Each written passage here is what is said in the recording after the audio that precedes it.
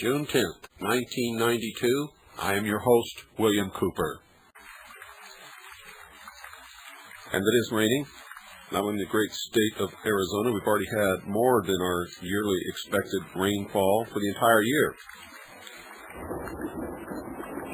But it's raining for the free world.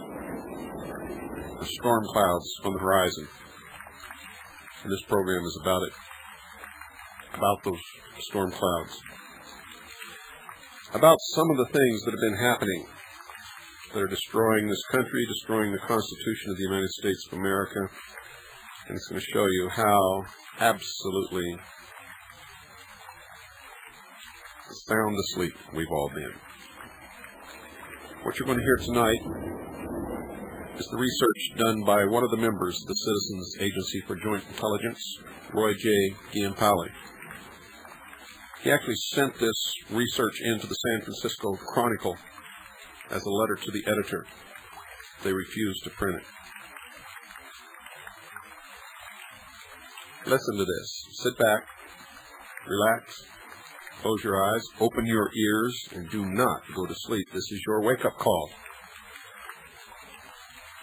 The New York City District Attorney's Office has linked the Polish FOSS Fund for external debt swindle to the BCCI scandal. Despite charges yet to be filed, Polish Fund Chief Executive Grzegorz Zimek has been jailed, and a New York City District Attorney investigative officer has leveled the allegation that as much as $260 million missing is just the latest effort at bilking available monies around the world. The money trail, through letters of credit or wire transfers from Warsaw, leads to Wells Fargo Bank of Hayward, the gold rush town of Sonora, and to Aruba, an island off the Venezuelan coast. Money laundering alert editor Charles Intriago says, quote, Aruba is considered one of the prime money laundering spots in the Western Hemisphere, unquote. Alleged CIA operatives in Sonora refused to comment on the assertion that they helped funnel the funds through U.S. banks to the drug money haven island. Colombian drug traffickers in alliance with a mafia of Venezuelans and Sicilians say U.S. authorities that Venezuela is the most important transshipment point for Colombian cocaine. Wells Fargo branch manager Kay Malloy, as well as Wells Fargo Public Relations, says they are unaware of how the deception was carried out. However, the money transfer was made possible through the Overseas Credit Corporation, hereafter referred to as OCC, a probable CIA front company. The paper trail goes from Warsaw to Luxembourg to London to Maryland, a stone throw away from CIA headquarters in Langley, Virginia. Sonora resident and OCC President Barbara J. Botten was tight-lipped when asked if the action was a covert CIA activity. Her brother-in-law and car wash equipment proprietor, Edward R. Smith, OCC Vice President, was unavailable for comment. Although a former business associate of Smith's said that he was traveling all around Europe, was involved in an investment program, and always had new cars.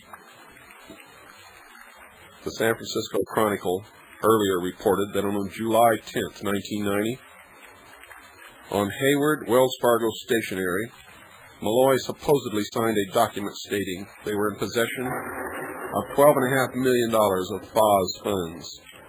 Allegedly, the letters were forwarded to Zimek so he could assure Polish government officials that the money was safe. The letters were intended to guarantee Polish officials that the funds were being used in buying up their debt at Wells Fargo. Quote, Smith and Barbara Botten were somehow connected to a big European corporation capitalized at more than $300 million, which underwrites loans worldwide and takes percentage points of the loans as a fee, unquote, the Chronicle earlier reported. According to Warsaw Deputy Prosecutor Janusz Kalwis, all those letters were fabricated for the obvious purpose of keeping the chief executive of the FOS convinced that FOS funds were still safely deposited somewhere.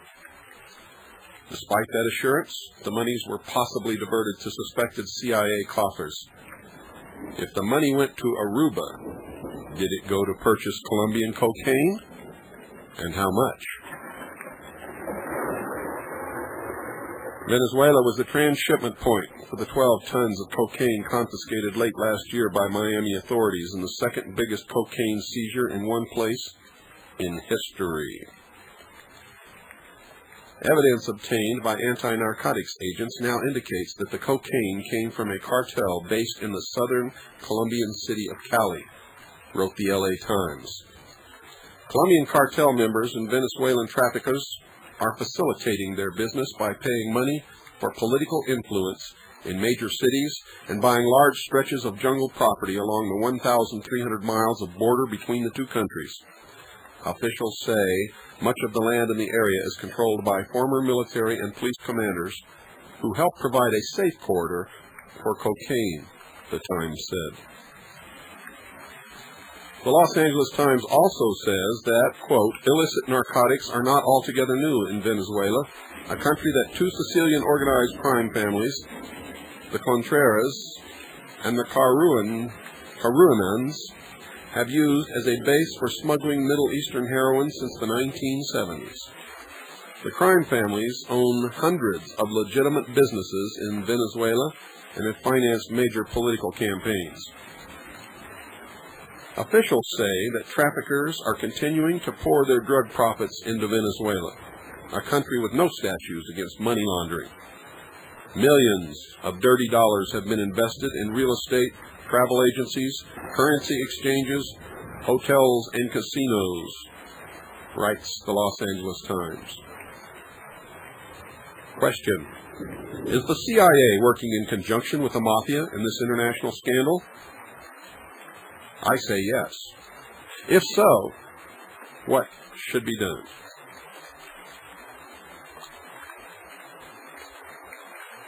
The Octopus and the International Conspiracy back to 1941. What did the Savings and Loan debacle, the Bank of Credit and Commerce International BCCI scandal, the Bay of Pigs invasion, the Watergate fiasco, the October surprise scenario, the Iran-Contra affair, the John F. Kennedy, JFK, the Robert F. Kennedy, RFK, Martin Luther King Jr., MLK, and Malcolm X, MX assassinations have in common?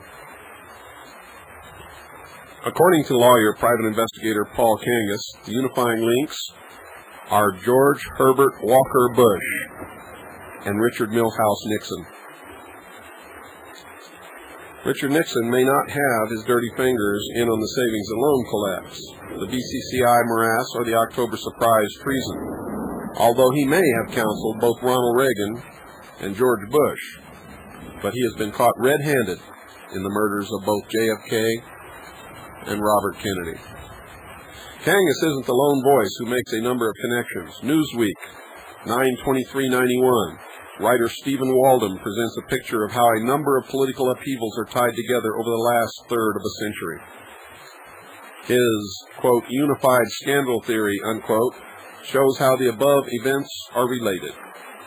Oliver Stone, in the recently released movie JFK, alleges that the assassination was a conspiracy amongst the CIA, Secret Service, Office of Naval Intelligence, the FBI, the military-industrial complex, and possibly the Mafia. Folks, I revealed all of those facts as far back as 1972, with the exception of the Mafia. I can assure you they were not involved in the JFK assassination. but they may have been involved in the others. Populist Party presidential candidate Bo Gritz, Village Voice 11492, claims the U.S. government is responsible for the JFK murder and much more. He says that through Operation Watchtower, international drug organization, which concludes the U.S. government, Colombia, Panama, Israel's Mossad, and others, an elitist organization that seems more interested in profits, our world is being controlled. Gritz states the underlying reason behind the JFK murder: the president was about to put the Federal Reserve out of business with an executive order, and the bankers couldn't take that lying down. Well, that last sentence is absolutely true. But it's not the United States government that was responsible for John F. Kennedy's assassination. It was the very organization to which Bo Gritz belongs. A secret society. In July of 1990, at Freedom Call 90 in Las Vegas, I sat in the audience and heard Lieutenant Colonel James Bo Gritz, as he introduced himself and gave his credentials, say, and I quote, "I am a 32nd degree Freemason of the Scottish Rite," unquote. You'd do best not to lend support to Lieutenant Colonel James Bo Gritz. Quote, "A newly discovered FBI document reveals that George Bush was directly involved in the 1963 murder of John F. Kennedy," writes Kangas in his publication. Quote, "Jail Bush for the murder of JFK," unquote. He says that it was Bush's CIA job to organize the Cuban community in Miami for the Bay of Pigs invasion. He hopped from Houston to Miami weekly. Bush spent 1960 and 1961 recruiting Cubans in Miami for the invasion. That is how he met Felix Rodriguez. Rodriguez, then 19 years old during the Bay of Pigs invasion, is the same person, otherwise known as Max Gomez, who called then Vice President Bush's office to report the downing of the Southern Air Transport's C-123K over Nicaragua on 10/5/1986. Eugene Hassenfuss was the sole survivor. William Cooper, the pilot, was killed. No relation to me, but he is the man whom the William Cooper Foundation was named after. Hopefully, the foundation can serve to keep other patriots from getting involved in illegal activities in the name of patriotism. When you go against the Constitution, no matter what you call it, or no matter how patriotic you label it, you are helping to destroy this country. Understand that. Anyone who subverts the Constitution in any manner is a traitor. Carl Davidson, reviewing Guardian 1892, reviewing Mark Lane's book, and Carl Davidson was on the New Orleans District Attorney Jim Garrison's investigative team. When he reviewed Mark Lane's book, Plausible Denial, was the CIA involved in the assassination of JFK, says that Marita Lorenz, former Fidel Castro lover, recruited in 1959 to the CIA by Castro's Air Force security head and later Watergate burglar Frank Sturgis, otherwise known as Frank Angelo Fiorini. Sturgis, E. Howard Hunt, and Jack Ruby, otherwise known as Jack Rubenstein, who worked for Congressman Nixon in 1947. Were you aware of that?